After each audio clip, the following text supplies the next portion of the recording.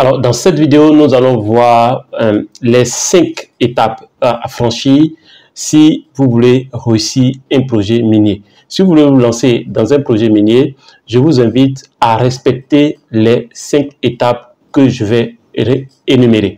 Alors, encore plus, ces 5 étapes ne concernent pas uniquement les projets miniers. Toutefois que vous avez un projet, quel que soit le type de projet, vous devez faire passer le test des 5 étapes à ce projet. Alors, sans plus tarder, je suis Kwasi Justin. Mon but sur cette chaîne est de démocratiser la connaissance. Aujourd'hui, nous allons aborder le business de l'or. Alors, en ce qui concerne le business de l'or, 5 étapes à franchir, 5 tests. 5 tests simples à faire passer avant de nous investir, avant d'investir dans le domaine des mines, notamment. Et notez que quand vous prenez le domaine des mines, il n'y a pas que l'extraction qui permet de gagner de l'argent dans le domaine des mines. Vous pouvez faire du négoce dans le domaine des mines, vous pouvez apporter d'autres types d'activités et je vais en parler sur cette chaîne dans plusieurs autres vidéos. Alors, aujourd'hui, quelles sont ces étapes? Les 5 étapes à respecter. L'étape numéro 1, vous devez évaluer, faire le test du besoin. Est-ce qu'il y a un besoin? Est-ce qu'il y a un besoin pour ce que vous devez faire? Prenons le cas de l'or. Alors, nous allons prendre de l'or, quelqu'un qui veut investir dans le business de l'or. Il veut s'investir dans l'extraction. La première chose, est-ce qu'il y a un besoin? Est-ce que les gens cherchent de l'or? Est-ce que les gens sont prêts à acheter de l'or? C'est ça l'idée du besoin. Alors, en ce qui concerne l'or, il y a un besoin énorme. Si vous voyez, si vous prenez aujourd'hui le coût de l'once, vous voyez que c'est un coût extraordinaire. Vous avez un coût de l'once qui est très élevé actuellement, l'once d'or, parce qu'il y a un gros besoin. Donc, le premier test, le besoin, le business de l'or passe l'étape du besoin. Prenons un pays comme l'Inde. L'Inde est en pleine croissance et aujourd'hui, pour des questions de parures, donc les parures, tout ce qui est bagues de mariage, de chaînes, de bijoux, et il y a une forte demande dans les zones comme l'Inde pour les mariages et autres. Il y a une forte demande dans les zones comme la Chine pour tout ce que vous pouvez imaginer en termes de parures. Et donc, il y a un gros marché, il y a un gros besoin, que ce soit dans l'industrie, que ce soit dans l'industrie des parures et autres, de beauté pour l'or. Et aussi, il y a un gros besoin parce que lorsqu'il y a des crises, les investisseurs ont tendance à acheter de l'or. Et c'est pour ça que l'or, le coût de l'or ne fait que grimper.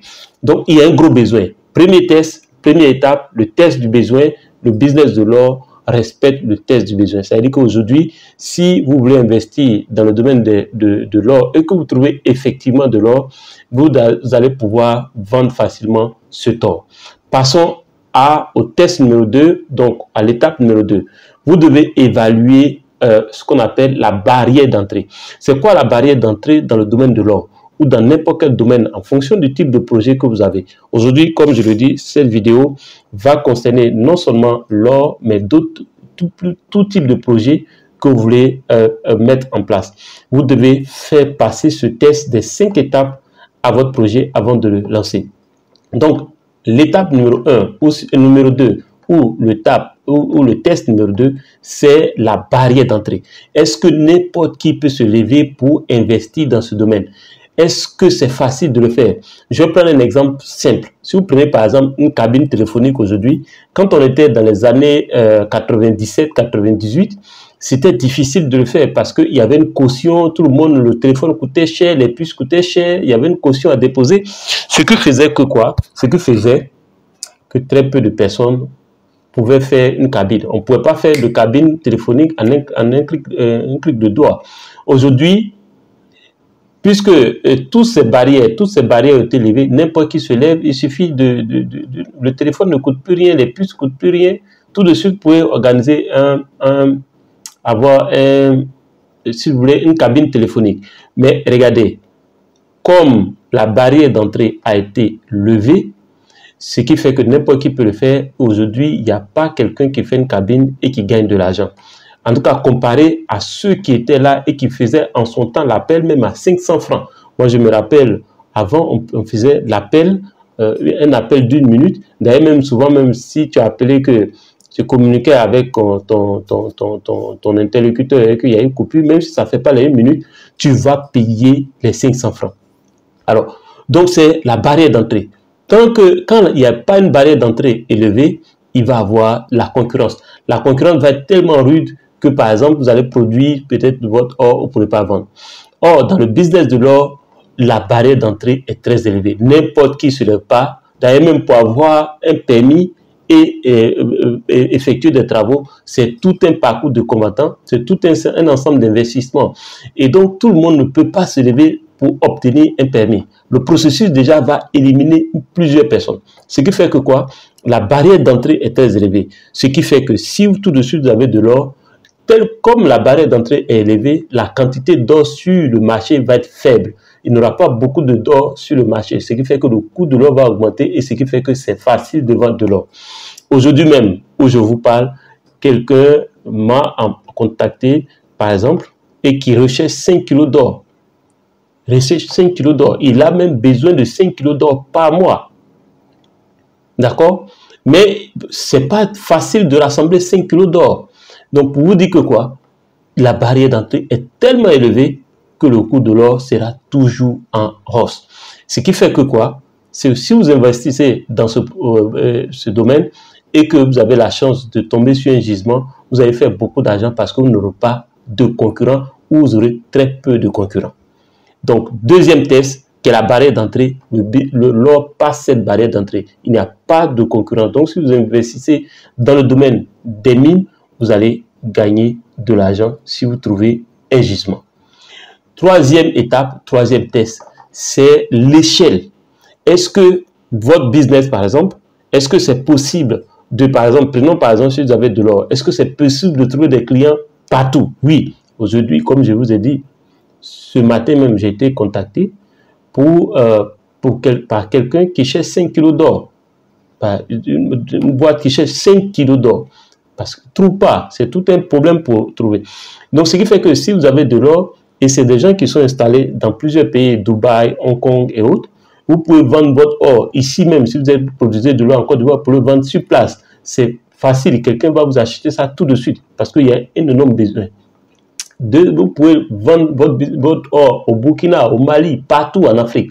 Vous pouvez vendre dans les Émirats, par exemple à Dubaï, il y a une forte demande. Vous pouvez vendre à Hong Kong, vous pouvez vendre sur les places financières. Et donc, il y a une échelle très... prenons le cas de, par exemple, Facebook. Pourquoi Facebook gagne beaucoup d'argent? Parce que son échelle, il y a une échelle importante. Facebook est partout dans le monde. Et donc, a des clients partout dans le monde. C'est pour ça que les fondateurs, ceux qui ont investi dans cette entreprise, gagnent de l'argent. Donc, l'échelle. Est-ce que le business que vous voulez lancer peut trouver des clients partout? Sinon, s'il ne peut pas trouver des clients partout, vous allez produire, ça va rester dans votre main et vous ne pourrez pas vendre.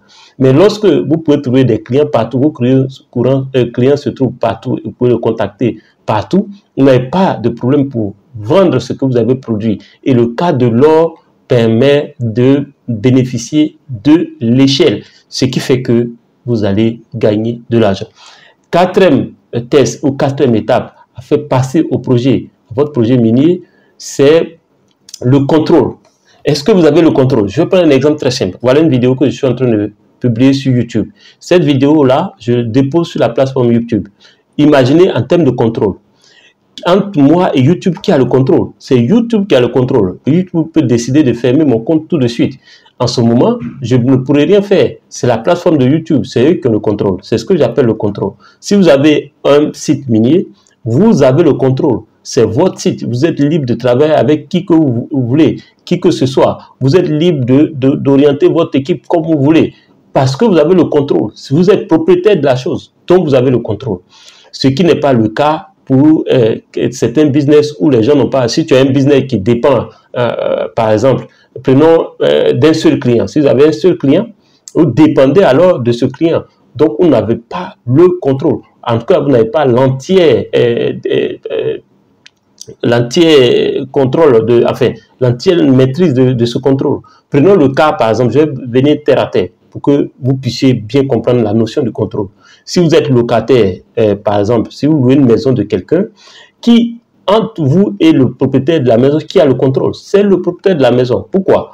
Parce que il est libre de... C'est sa maison. Il peut vous dire, monsieur, c'est vrai, vous payez mon loyer correctement, mais moi, j'ai besoin de ma maison pour autre chose. Ou bien, je décide d'augmenter le loyer. Si vous n'avez pas, vous voulez pas, vous pouvez prendre une autre maison. Parce que c'est lui qui a le contrôle.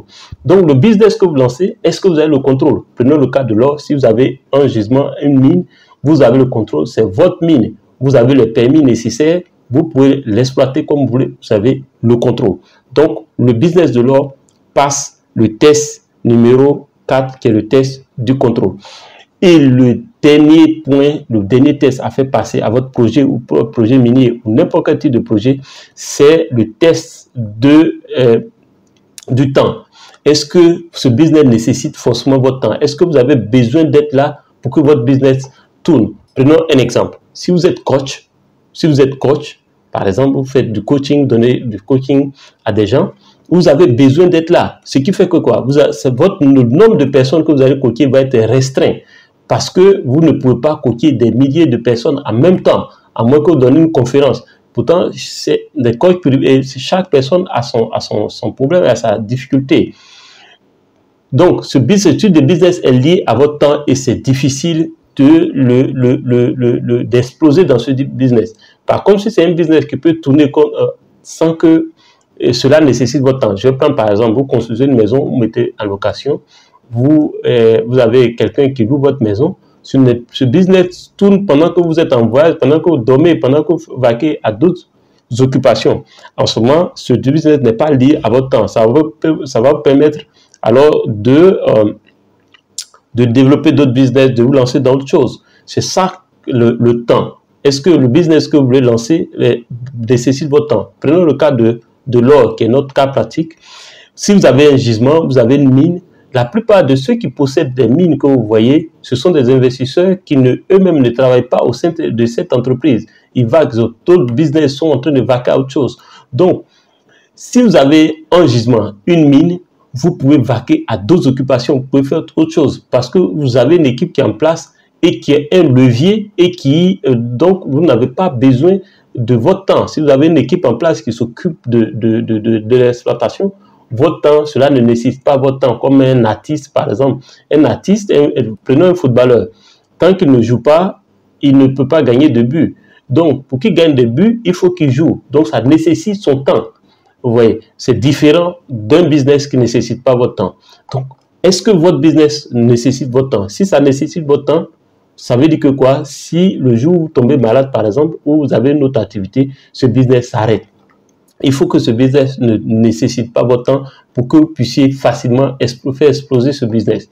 Alors, donc, notez que les 5 étapes, les 5 tests, si votre business ne réussit pas un des tests, cela ne veut pas dire que le business va échouer, mais il va être quand même ralenti. Donc, je rappelle rapidement les différents tests. Le premier test, c'est le test de besoin. Est-ce qu'il y a un besoin? Est-ce que les gens cherchent ce que vous êtes en train de produire ou cherchez à produire?